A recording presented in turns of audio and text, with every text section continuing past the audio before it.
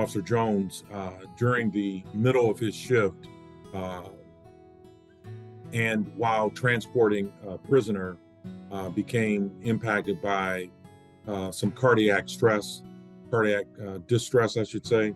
Distress continued after he was off duty at the end of his shift. And therefore, his wife rushed him to the hospital. He was in cardiac distress and he subsequently died of a heart attack. Again, brought on and first exhibited during his work shift. Took everyone by complete, absolute shock because he was such a physically imposing individual. So when that happened to him, obviously we were devastated. Kenny was a man of tremendous faith, the way he lived his life, the way he loved his family, the way that he loved his wife.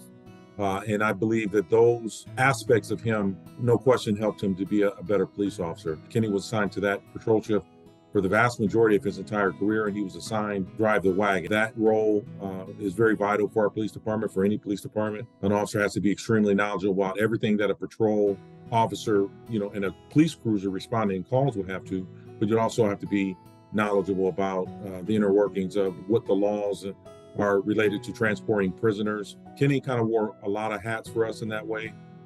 He was extremely effective in his job, and even the people that he would interact with on the streets, and particularly those he's transporting, had a tremendous amount of respect for him for the way that he conducted himself personally and how he went about his job daily. Tributes came flooding in about Kenny and his impact that he had on people. There was a unanimous common thread, and that's just how respectful and how much love he had for life.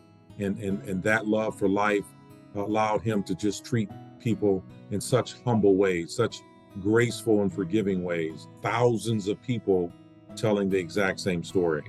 And that's how you knew that you were blessed for that short period of time to know and work with him.